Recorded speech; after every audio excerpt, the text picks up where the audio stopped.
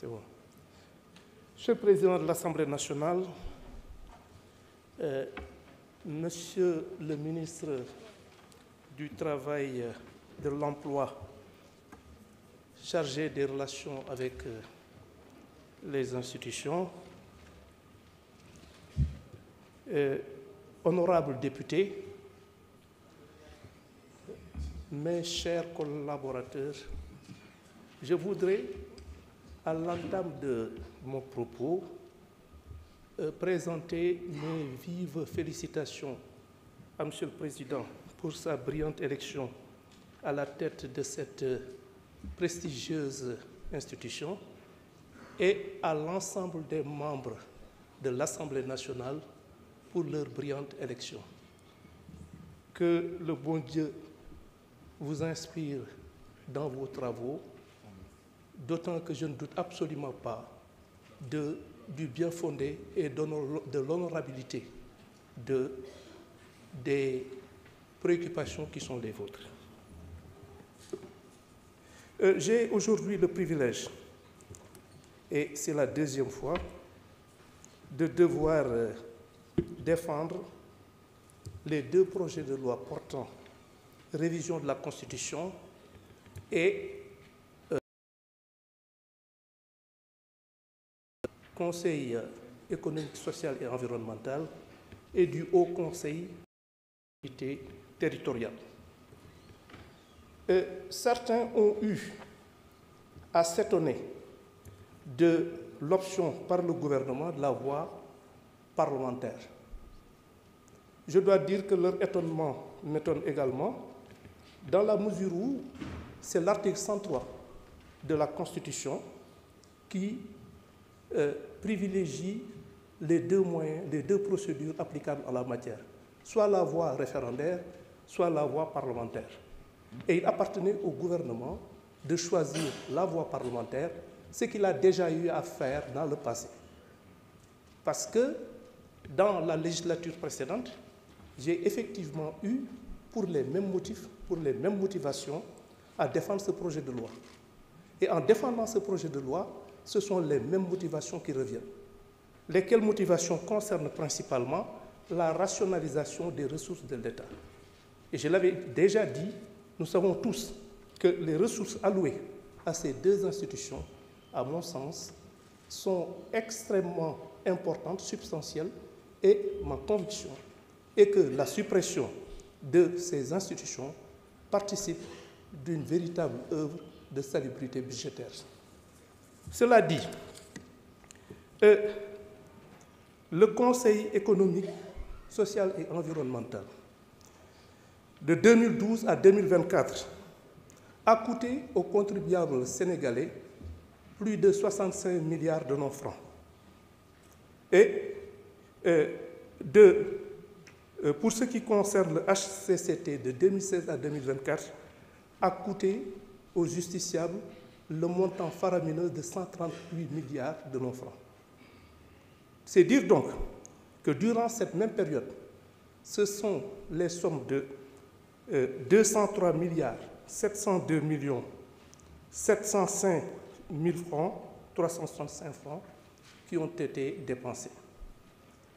Et je crois d'ailleurs que le simple fait que vous soyez ici, qu'il y ait eu une majorité écrasante qui a été désignée à la suite d'élections transparentes dont personne n'a effectivement eu à émettre la moindre contestation. Le simple fait que vous ayez été élu, après que, il y a quelques semaines, j'ai été éconduit par vos homologues de la législation précédente pour les mêmes motifs, montre qu'il y a une adhésion populaire à cette initiative que j'ai l'honneur et le plus grand privilège de défendre devant vous. Cela dit, il y a eu un certain nombre, on a parlé de rationalisation.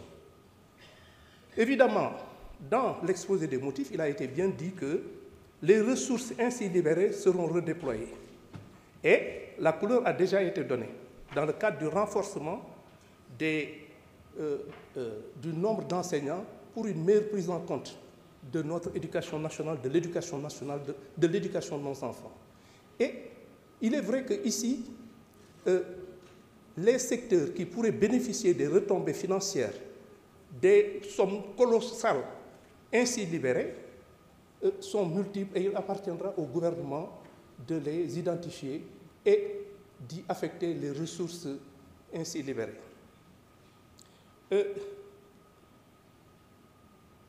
En dehors de cela, j'ai été interpellé sur un certain nombre de questions sur lesquelles je m'efforcerai de répondre de façon exhaustive.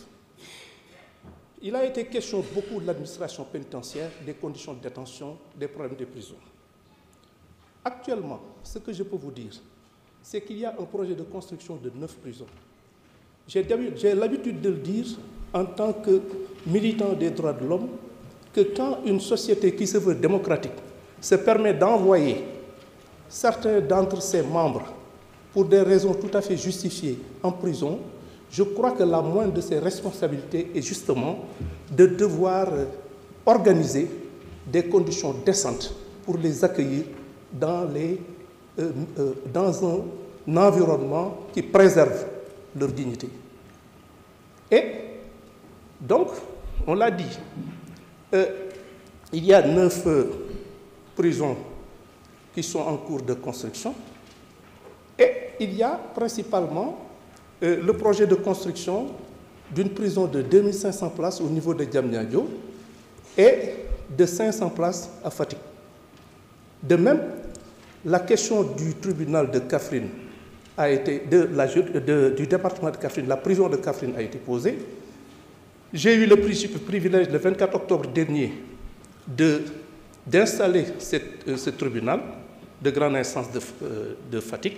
Et il est vrai qu'il va falloir réaménager cette prison qui doit effectivement faire face à de nouvelles contraintes.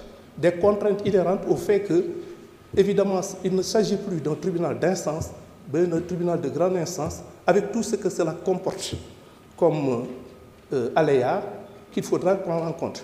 Et je crois que l'exposé tout à l'heure de l'honorable député Dang a été assez éloquent et ça entre dans le cadre de nos préoccupations et nous nous efforçons justement de régler ces questions.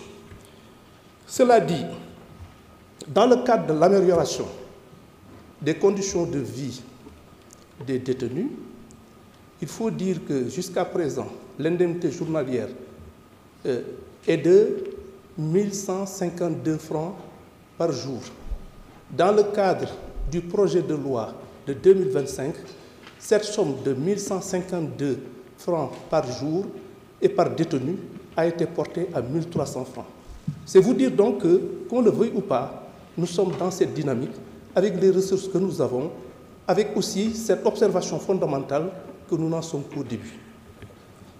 Pour les autres questions qui ont été posées, dans le cadre on nous a parlé de la lumière sur les morts que nous avons enregistrés depuis 2021.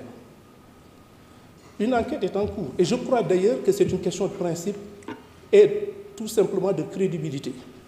Je pense que si, pour des faits aussi graves qui ont ému